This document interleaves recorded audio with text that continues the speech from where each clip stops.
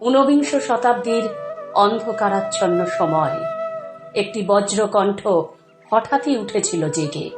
সে বলেছিল, ওঠো, জাগো, লক্ষ্যে না পৌঁছানো পর্যন্ত থেমো না। ইচ্ছাশক্তি ও নিষ্ঠাই তোমার সম্পদ।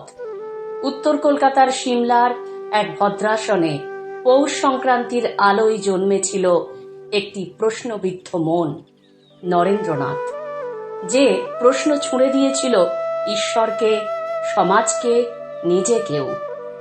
মায়ের ভক্তি আর পিতার যুক্তি, দুই ধারায় গড়ে উঠেছিল তার চেতনার ভিত্তি। সবুজ মনের অমলিন প্রশ্ন, বাবার অ্যাটর্নি চেম্বারে এতগুলো হুঁকো কেন? একে অপরের হুঁকো খেলে কিভাবে জাত যায়?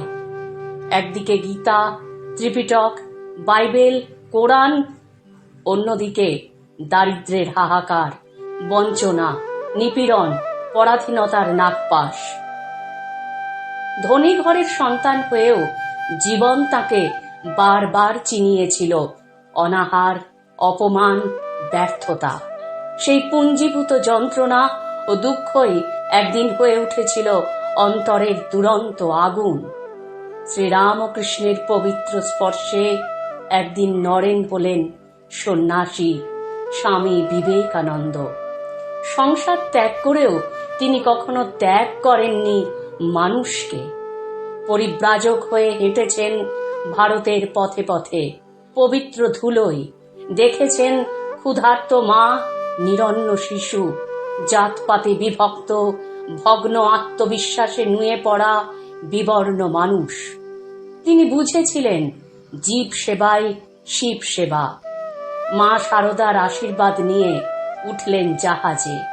শিকাগোর ধর্ম মহাসভায় sisters and brothers of America এই প্রারম্ভিক প্রস্তাবনায় সনাতন ভারতবর্ষের আত্মমর্যাদা, আধ্যাত্মিক গৌরব ও পরম্পরা প্রতিষ্ঠিত হয়েছিল তাঁর দৃপ্ত কণ্ঠের সম্মোহনী বক্তৃতায়।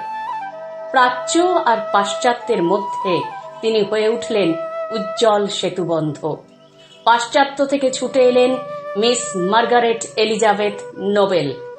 ভারত ব্রতে তাঁর নতুন নামকরণ করলেন নিবেদিতা। স্বামীজি শিখিয়েছিলেন, শিক্ষা মানে শুধু বই আর ডিগ্রি অর্জন নয়, শিক্ষা মানে চরিত্র, সাহস আর সহমর্মিতা। শিক্ষা মানে আলোকিত হওয়া, মানুষ ও সমাজকে আলোকিত করা। 3H, হেড, হ্যান্ড, হার্ট, অর্থাৎ মস্তিষ্ক, হাত আর হৃদয়। মনুষ্যত্ব অর্জন করতে এই তিনটিই জরুরি। তিনি বলেছিলেন, যে ধর্ম বিধবার অশ্রু মুছতে পারে না, অনাথের ক্ষুধা মেটাতে পারে না, সে ধর্ম আমার নয়। মাত্র ৩৯ বছরে পঞ্চভূতে বিলীন হয়েছিল তাঁর নশ্বর দেহ, কিন্তু এই মহাপ্রাণ রেখে গেলেন শাশ্বত প্রেরণার এক আলোকবর্তিকা। আজও তিনি ডাক দেন, ভীরু, দুর্বল হয়েও না, নিজের পায়ে দাঁড়াও, মানুষ হও, মানুষের পাশে দাঁড়াও। স্বামী বিবেকানন্দ, তুমি শুধু একজন সন্ন্যাসী নও, তুমি এক অগ্নিমন্ত্র, তুমি এক অনুপ্রেরণা, তুমি এক চিরসবুজ মহীরুহ, তুমি এক যুগান্তের সঞ্জীবনী। স্বামী বিবেকানন্দ এমন একটি নাম যার উচ্চারণে আজও জেগে ওঠে এই প্রযুক্তির নতুন প্রজন্ম। আত্মশক্তিতে অনুপ্রাণিত হয় মানুষ, সমস্ত অন্ধকার চূর্ণ করে নতুন করে ঘুরে দাঁড়ানোর অঙ্গীকার নেয় দুর্নিবার যুব সমাজ। স্বামী বিবেকানন্দের বাণী ও রচনা হিংসা, হানাহানি ও মনুষ্যত্ব স্খলনের এই অস্থির পৃথিবীতে দিতে চায় শান্তি, মৈত্রী ও সহনশীলতার বার্তা। মানুষকে নতুন করে দিতে চায় দেশপ্রেমের শপথ, আত্মজাগরণের মন্ত্র, বিশ্ব মানবতার বার্তা। তুমি ছিলে সূর্য তাপস, সপ্ত ঋষির এক ঋষি, ভারত আত্মার মূর্ত প্রতীক, চিরগৈরিক সন্ন্যাসী।